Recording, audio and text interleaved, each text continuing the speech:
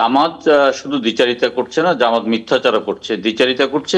এভাবে জামাত একদিকে পিয়ার পদ্ধতি নির্বাচন চাচ্ছে, আরেকদিকে ৩০০ আসনে প্রার্থী মনোনয়ন দিয়ে তারা পুরো দমেই তারা নির্বাচন করছে। তাদের প্রার্থীরা তাদের ছবি সম্মিলিত শত শত হাজার হাজার ফেস্টুন বিভিন্ন নির্বাচনী এলাকায় আপনার চষে বেড়াচ্ছে এবং তারা তরুণ তৈরি করছে। আজকেও দেখেছি আমার নির্বাচনী এলাকায় প্রার্থী তার নিজের ছবি দিয়ে আপনার নির্বাচনী প্রচারণা করছে এবং জনসংযোগ করছে। আর মিথ্যাচার করছে এই কারণে আপনার যে আপনার ইয়েতে ঐক্যমত্য কমিশনের মধ্যে ৩২টি রাজনৈতিক দল আলোচনায় অংশগ্রহণ করেছে। তার মধ্যে আমরা জামাতকে কখনো পিএন নিয়ে সেখানে কথা বলতে শুনি নাই।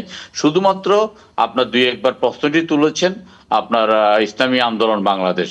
সেখানে জামাত যদি যেহেতু 20টি এজেন্ডা নিয়ে আলোচনার জন্য আমাদের নিকট পেশ করা হয়েছে এজেন্ডাটা, জামাত বলতে পারতো যে এখানে আপনারা পিয়ার পদ্ধতিটাকে আপনার এজেন্ডার অন্তর্ভুক্ত করেন, নাইলে আমরা আলোচনায় অংশগ্রহণ করব না। সেই কারণে বলছি জামাত একদিকে দ্বিচারিতা করছে, একদিকে মিথ্যাচার করছে যে 25টি রাজনৈতিক দল আপনার পিয়ার চাচ্ছে।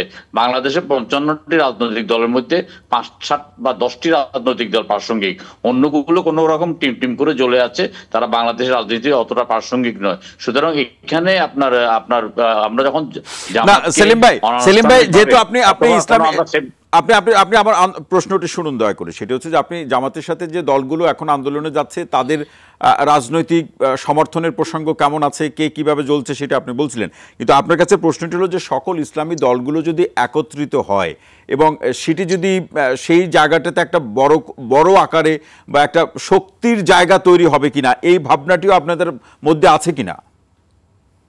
না, দেখুন, ইসলামিক রাজনৈতিক দলগুলি বাংলাদেশে বহুধা বিভক্ত ঈমান, আকীদা এবং তাদের তরিকাগত পার্থক্য দিক দিয়ে। সুতরাং তারা কয়েকটি রাজনৈতিক দল যারা খুবই পরস্পর বিরোধী ইসলাম ধর্ম নিয়ে, ঈমান নিয়ে, তরিকা নিয়ে এবং আকীদা নিয়ে, তাদের মধ্যে কিন্তু সবাই আবার পিয়ারের পক্ষে নয়। যেমন খেলাফত মজলিস, তারা পিয়ারের পক্ষে নয়, তারা বলেছে যে আমরা এইবার পিয়ার চাই না। তারপরে আপনার অন্য যে জামাতে উলামা ইসলাম, সেই রাজনৈতিক দলগুলো পিয়ার চাচ্ছে না, কিন্তু একটা চাপ সৃষ্টি করার জন্য চেষ্টা করছে। তারা মনে করছে যে নির্বাচন প্রলম্বিত করতে পারলে তাদের কিছুটা সুবিধা হবে, কারণ ইসলামিক রাজনৈতিক দলগুলো দুটো জায়গায় রাজনীতিটা খুব সুকৌশলে করতে পারছে। একটা হলো যে জানাজা, মানে কোনো মৃত ব্যক্তিকে সামনে রেখে জানাজার নামাজের সময় তারা বেহেশতের টিকিট বিক্রি করছে এবং তারা সেখানে একমাত্র ইসলামী দল হিসাবে তারা বলছেন যে তাদেরকে ভোট দিলে আপনার জান্নাত অবধারিত। আরেকটি হচ্ছে মসজিদে তারা রাজনীতিটা করছে। তারা মনে করতে পারছেন যে নির্বাচনটাকে যদি পিছিয়ে দেওয়া যায় তাহলে একদিকে তারা মাঠে ময়দানে এবং মসজিদে আপনার মানুষকে আপনার এক ধরনের আপনার ঈমানগত ভাবে মানুষকে একটা চাপ সৃষ্টি করতে পারবে, এক ধরনের ব্ল্যাকমেইলিং করতে পারবে। এই ধারণা থেকেই তারা কিন্তু আপনার এই রাজনীতিটা করছে। যদিও আমরা মনে করি যে আমরা দীর্ঘদিন যাবত আমরা নির্বাচনে অংশগ্রহণ করতে পারি নাই, আমরা আমাদের প্রতিনিধি নির্বাচন করতে পারি নাই, আমরা আমাদের ভোট প্রয়োগ করতে পারি নাই। আমরা কোনোভাবে আমরা চাই না যে ভোটটা পিছিয়ে যাক। আমরা চাই আমরা আমাদের ভোটের মাধ্যমে আমরা আমাদের প্রতিনিধি নির্বাচন করব। আমরা জনপ্রতিনিধি হতে চাই, আমরা কোনো দলের প্রতিনিধি হতে চাই না।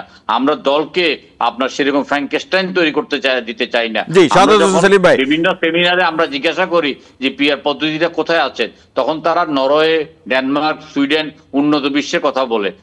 উন্নত বিশ্বে 100 বছরের গণতন্ত্র, শতভাগ শিক্ষিত দেশের মধ্যে অল্প কয়েকটি রাজনৈতিক দলের মধ্যে পিয়ার পদ্ধতিটা হয়তো সম্ভব, কিন্তু সেটা তো আছেই। সাউথ এশিয়াতে শ্রীলঙ্কা এবং নেপালে আছে, সেখানকার রাজনৈতিক পরিস্থিতি বা বাস্তবতা কি সেটা আমরা সকলে জানি।